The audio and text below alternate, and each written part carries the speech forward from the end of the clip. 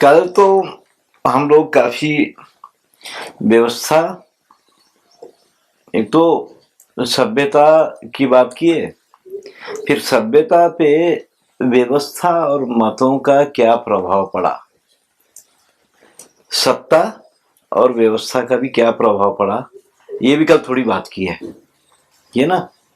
फिर ये कैसे हावी हो गई, सत्ता और मत भी हावी हुए हैं ये सब, जिसकी वजह से भी कुछ ही हुआ है। मगर सभ्यता अपनी जगह में एक सभ्यता है, सभ्यता की में बहुत सारी चीजें हैं ना। तो हमारे पास में सामाजिक क्रम शिक्षण को काफी बड़ा महत्व दिया गया, वो हमको अभी भी समाज में दिखाई देता है, हर जाति में, हर समाज में वो क्रम शिक्षण अपने को अभी भी बड़ा अच्छा दिखाई देता है। अभी जैसे है कि यहाँ आदिवासी लोग ही है, गोंड लोग ही है, या लंबाड़े भी है, या सब कुछ है, इनका अपने आप में काफी अच्छा क्रम शिक्षण है, सामाजिक क्रम शिक्षण है। तो ये क्रम शिक्षण कैसे पैदा किया जाता है, कैसे, इसके भी अपने पास में काफी एक पद्धतियां थी।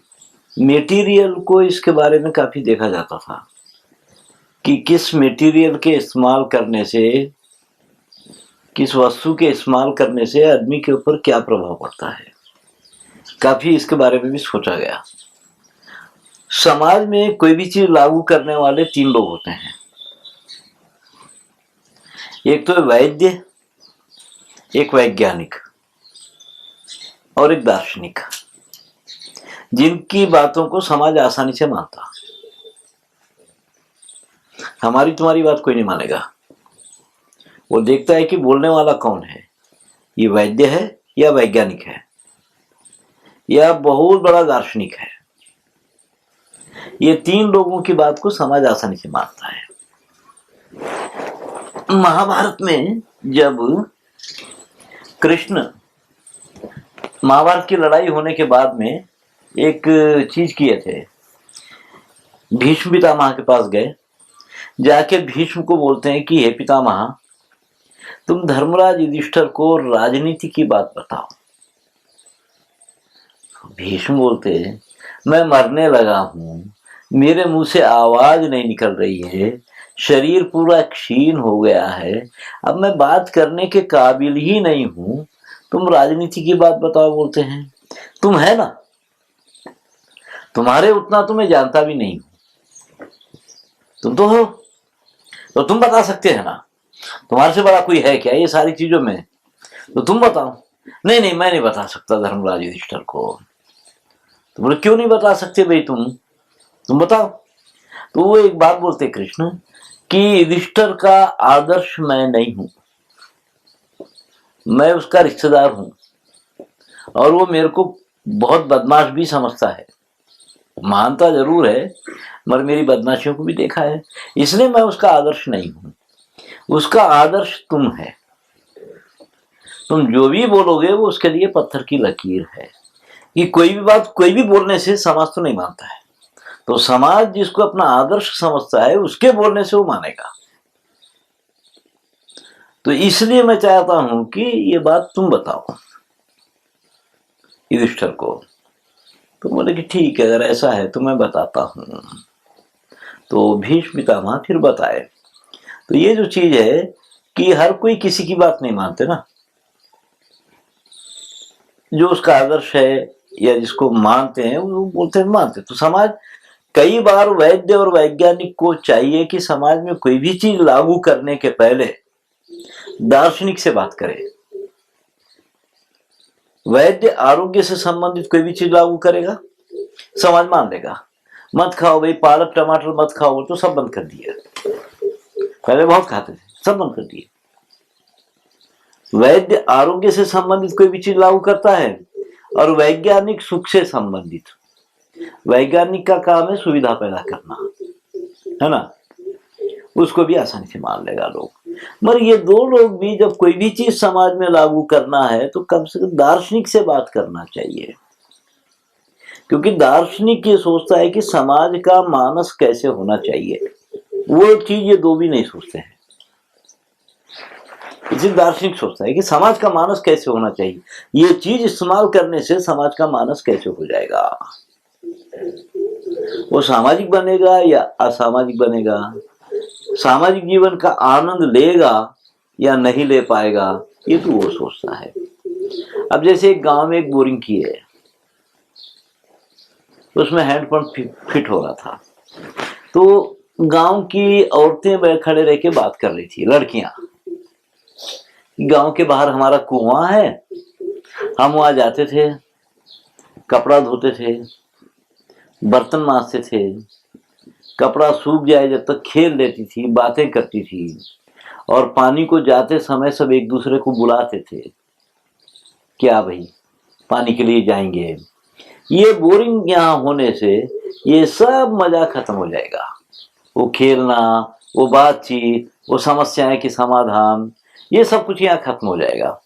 एक तो यहाँ गंदा होगा, दूसरा जहाँ कुएं पे पानी लाने के लिए जाते समय एक दूसरे को बुलाते थे, यहाँ पानी लाते यहाँ से पानी ले जाने के लिए टाइम पे सोचेंगे कि किसी को पता ना चले कि मैं पानी को जा रही हूँ, मेरे को मैं पहले भर के लेके आ जाऊंगी। तो मैं खड़े रह करके सोच रहा था, ऐसा वो आधुनिक उपकरण जिसे सामाजिक जीवन का आनंद अगर खो जा रहा है तो क्यों चाहिए फिर। एक दार्शनिक ये भी देखता है कि अगर इसे सामाजिक जीवन का आनंद खो जा रहा है तो फिर उसको इस्तेमाल लागू करना चाहिए या नहीं करना चाहिए। तो ऐसा हमारे पास में बहुत सोचा गया था कि क्या इस्तेमाल करने से क्या हो जाएगा।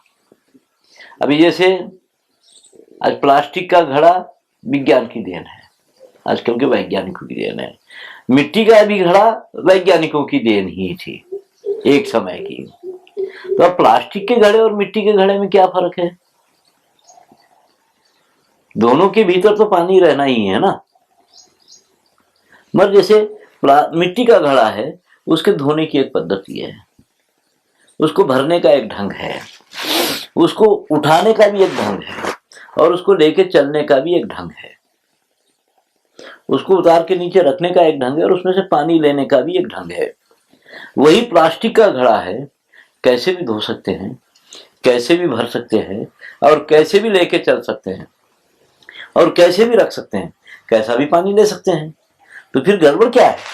तो मिट्टी का घड़ा आदमी को अपने आप में सतर्क और क्रम शिक्षित बनाता है कि जरा भी लापरवाही होगी तो मैं फूट जाऊंगा।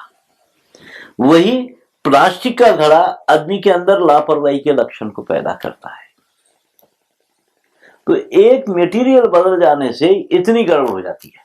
जब से प्लास्टिक की चीज इस्तेमाल करने लगे हमारे बच्चे बहुत लापरवाह हो गए। तो हमारे पास में सोचा गया कि समाज को क्रम शिक्षित अगर करना है, तो सामाजिक क्रम शिक्षण अगर समाज में पैदा करना है, तो इस्तेमाल करने वाली चीजों से लेकर के सब कुछ सोचना पड़ेगा। पहले घर का दरवाजा बहुत छोटा रखते थे सामने का, उस पे गणेश बना करके रखते थे कि जो भी आ रहा है वो झुक के आना है, गणेश को प्रणाम करना है, उसके लिए झुकना है, झुक के आना है। झुक के इसलिए आना है कि अंदर कोई भी बैठा होगा, बड़े लोग बैठे होंगे, बुजुर्ग बैठे होंगे, उनके सामने से अकड़ करके कैसे निकलोगे, वहां तो झुक करके आना है। इसलिए दरवाजे का डिजाइन भी वो सही की है कि यहाँ से आदमी को, किसी भी आदमी को झुक के निकलना है। तो ये सब सामाजिक क्रम शिक्षण के लिए हमारे पास में सोचा गया था खूब। ऐसे ही हमारे पास में बहुत तरह तरह के खेल भी बनाए गए। तो छोटे छोटे बच्चे जो खेल खेलते थे ना, छोटे बच्चे, तो वो पूरा सामाजिक क्रम शिक्षण के लिए था। आपस में ग्रुप इकट्ठा होता, एक समूह इकट्ठा होता, या तो दो हिस्सों में हो जाते, या किसी को एक को चोर बनाया जाता। खेल खेलते थे। खेल खेलने के पहले कानून कायम होते थे कि कोई अगर बेईमानी करेगा तो उसको ये सजा होगी, वो सजा भी कायम की जाती थी। उसके बाद खेल खेलते थे। अब वो खेलते समय कोई अगर बेईमानी कर जाए तो वो आखिर में सजा भी भुगता था। ऐसे बहुत खेल है जो आपस में खेलने के खेल है बच्चों के।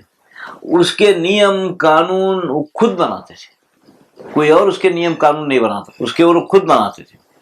एक नियम कानून बनाना एक बच्चा मामूली बात नहीं है ना।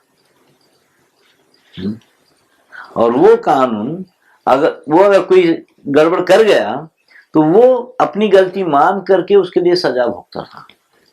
जब तक वो सजा नहीं भुगता था इसको चैन नहीं आती थी, क्योंकि दूसरे दिन फिर उसमें खेलना है, इसलिए वो सजा भोगने को तैयार होता था। भले ही वो लंगड़ी घोड़ी है, भले ही जो भी है वो भोगता था। तो ऐसे हमारे पास में बहुत खेल है, छोटे छोटे ऐसे बहुत खेल है जिसमें सब मिलके खेलते हैं और वो आपस में बड़ा अच्छा प्रेम पैदा करता है वो खेल। मगर उससे जरा बड़ा हो जाने के बाद इनके जो खेल थे हमारे पास में, पूरे खेल थे एक 5-6 साल की उम्र के खेल जो होते हैं, उसमें गोली खेलना, इंगोर छाप, 3-4-5-6 ठिकरी लगा दिए, उस पर निशाना साधना है। उसको जितने खेल थे सब निशाना साधने के थे। बाण चलाना, बाण को लेकर के बहुत खेल है। अभी भी इस इलाके में आदिवासी लोग बहुत खेलते हैं, बाण को छोटे छोटे बाण बना करके, धनुष बना करके उससे खेलते हैं। तो वो क्या था कि लक्ष्य और एकाग्रता, तुमको लक्ष्य दिखना है और उस पर तुम एकाग्रचित्त होकर के उसको भेदन करना है। तो लक्ष्य और एकाग्रता बहुत जरूरी थी। जब वो पढ़ने वाला हो जाता थोड़ा बहुत, तो उसको लक्ष्य दिखाई देना है और उस पर एकाग्रचित्त होना है।